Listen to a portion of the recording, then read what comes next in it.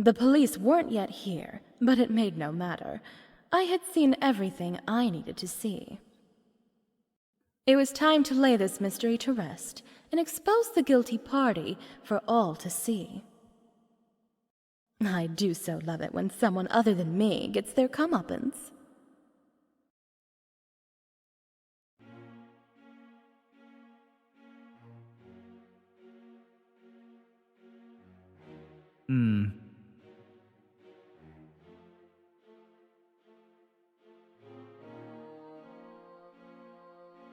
Wonderful. Everyone's here. I guess that means we can begin. Begin, what exactly? Why, exposing the murderer, of course. You mean you know who it is? Of course I do, my dear. Don't you? Well, no. I'm not sure. At least not yet. Pity. You were the one who said we had to see the truth for ourselves or something, weren't you? Well, it's a good thing that at least one of us has been busy this past little while. Come now, darling, you simply can't keep us in suspense like this. Are you going to tell us or not? Yeah, after all this, it better be good. Not that I'm getting my hopes up or anything, mind you. Tut-tut. All in good time, my dear little girl. First, we all need to agree on some basic facts. Mr. Clops, you've been posted out in front of the house ever since we found the body, yes? Yes, ma'am. That's right. And did you see anyone leaving the house? Or anybody hanging about at all? No, ma'am. There was no one there. And nobody would have got past me, that's for sure. No, I'm sure they wouldn't. That glowering gaze of yours alone would be enough to send them scurrying back the way they came. As for the rest of us, did anyone find any trace of a break-in? Broken windows, muddy footprints, anything at all? Indeed not. I saw nothing of the sort, and if I might say so, a magician's eyes are trained to spot even the smallest of details. I didn't see anything either. Not a thing. Good then, so we agree. Nobody else has entered or left the house, which means that the killer is one of us, right here in this room.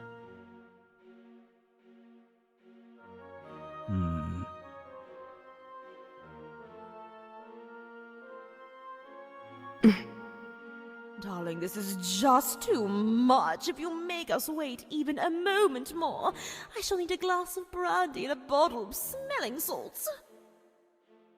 Oh, I'll take more orange juice. If someone is getting drinks, that is. Yes, sir. But first, how about we hear who did it? This is it then. There's no going back. It's time to end this. Whoever I point to now is not going to be terribly pleased with me.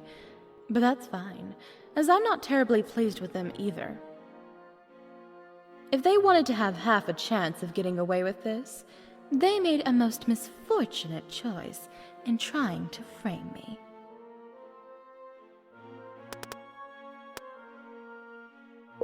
It was you, Clops. You killed Prince Titanico. Me? What are you talking about? Now, Clops, there's no need for shouting. We can talk this through like reasonable people. Urgh. Why don't you, keep talking then, Misfortune? Certainly. Perhaps first we should get the issue of motive out of the way. That shouldn't take long. What do you mean? Why would I want to kill my own boss? That, my dear man, is as plain as the perpetual scowl on your face.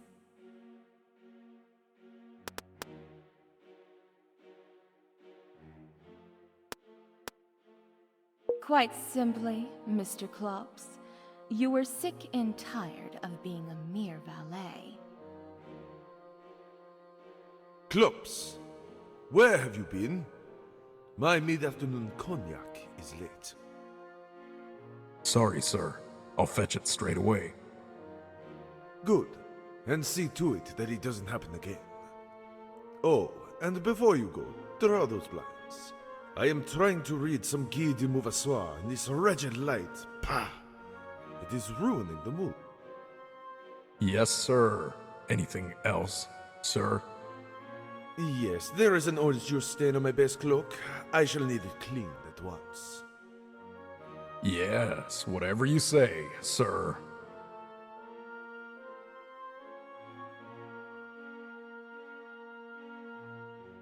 Clean this, get me that, and all without a word of thanks. By the end, you were so dissatisfied with your work that you'd even taken to stealing small valuables around the house. Clops? That was you? I always wondered what happened to those wonderful porcelain medieval miniatures. Shame on you. Hey, look, not all of us get a free ride around here. Some of us have got to make ends meet. Perhaps the prince even caught your thievery and threatened you. Or perhaps you were once again refused the promotion that you so obviously craved. Either way, enough was enough. It was time for revenge.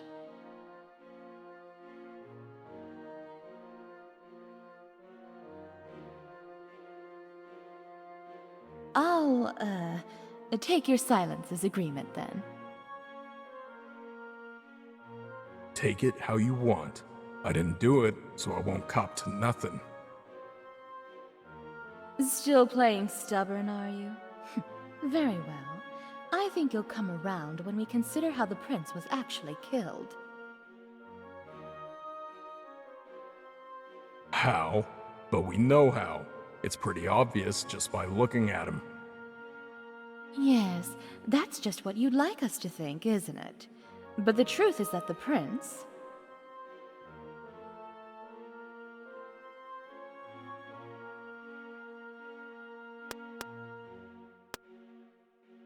was stabbed, yes, but that came later. If you look at the body, there's very little blood. And it also seems as if he fell with a good deal of force. That's what it looked like to me, too. That must mean he was pushed from the landing at the top of the stairs. Yes, exactly. Now let me ask you, just what was the prince doing when he left us for the last time? He was going to take a phone call. And who was it that told him about this phone call?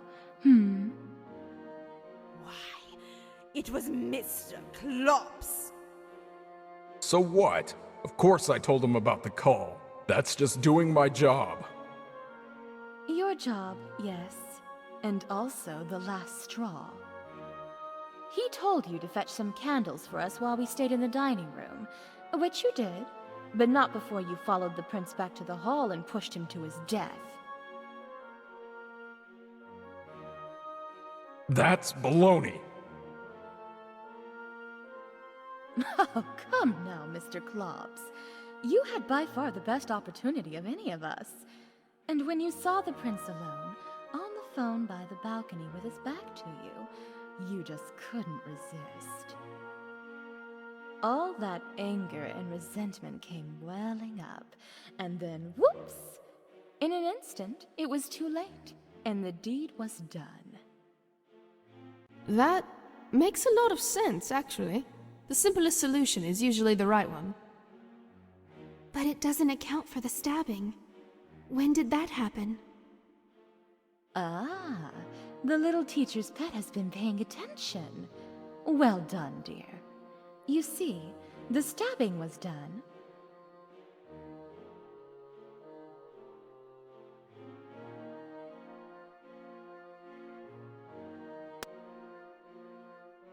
Later. Quite a bit later, in fact. In fact, Charisse, my dear, I think you of all people should know when it was done.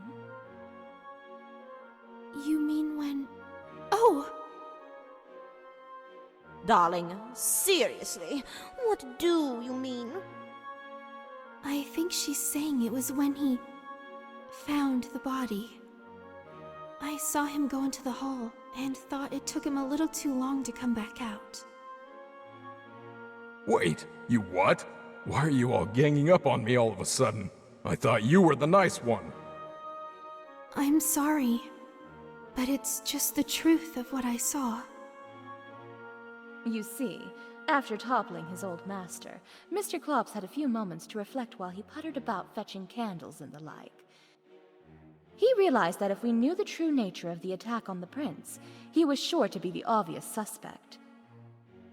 So, he acquired a knife and returned to the scene in a clumsy attempt to disguise the time and method of the prince's death.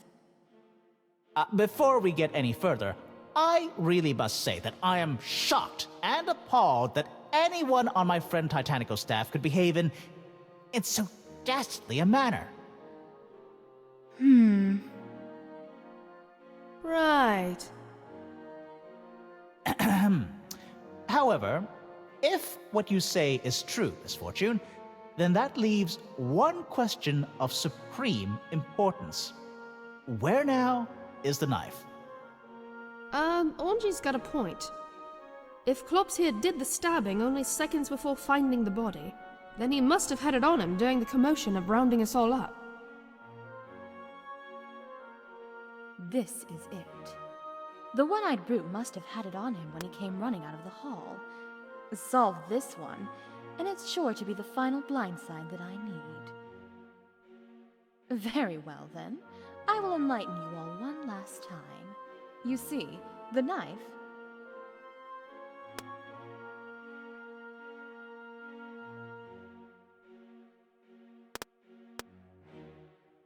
is this one, right here.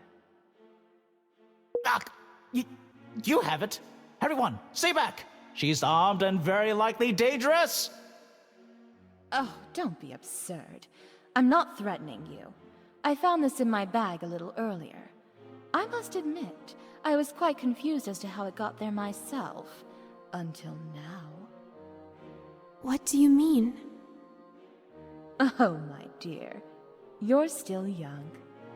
Your memory is good enough for this, I'm sure. Think back to the moment that we all saw the body. Leah, the Comtessa, Horatio, and I all came in through one side of the hall. And Misfortune and Clops came through the other. Oh my! You mean... Exactly. At the one moment when we were all sure to be fixated on something else, namely, the ghastly sight of the body itself, Mr. Clops planted the damning evidence on the only person he happened to be close enough to. Yours truly. Isn't that right, Mr. Clops? Ah! No way! This whole thing is a setup! Oh, yes. That's what you intended it to be. But you picked the wrong person to set up. Luck has gotten the better of you. My word, I hear sirens. The police are here, and not a moment too soon. Clops, I am very, very disappointed in you.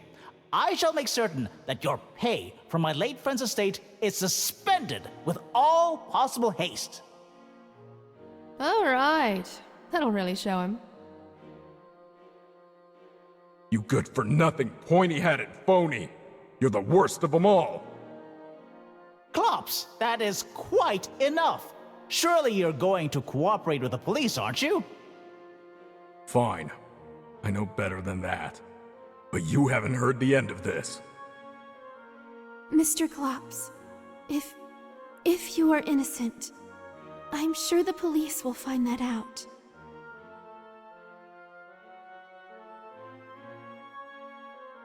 Goodness, I'm glad that's over.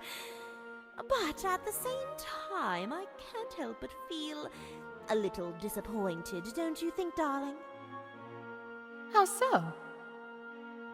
After everything that's happened tonight, don't you find it a little bit of a letdown that in the end the solution was the butler did it? Valet. Oh, yes, of course.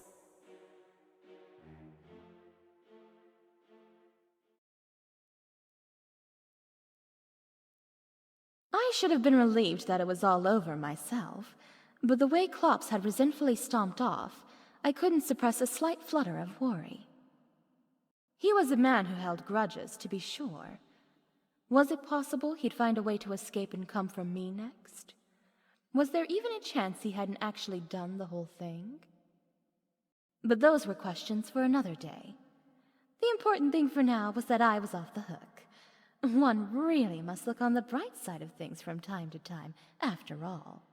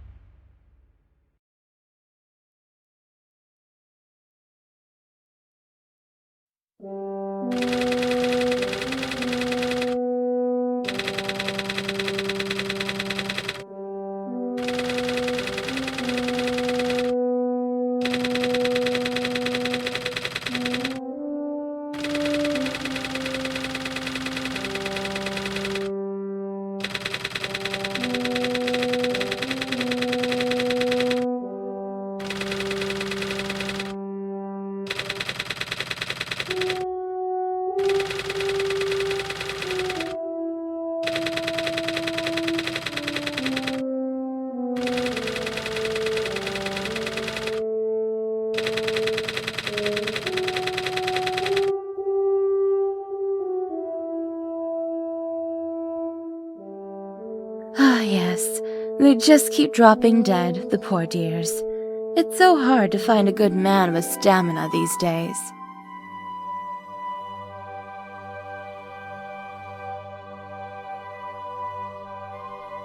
No, ma'am. I'm not a butler. Just a valet.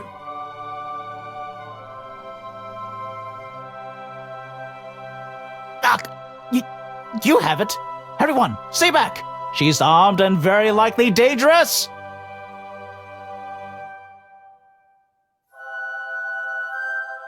Oh my, I had heard she was seeing someone, but I never met. I never met.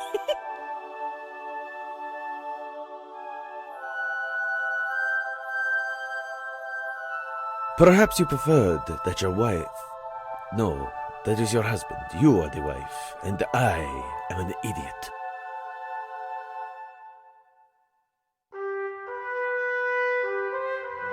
Misfortune, you seem to be picking on Mr. Clops for no reason at all. Why would you do that?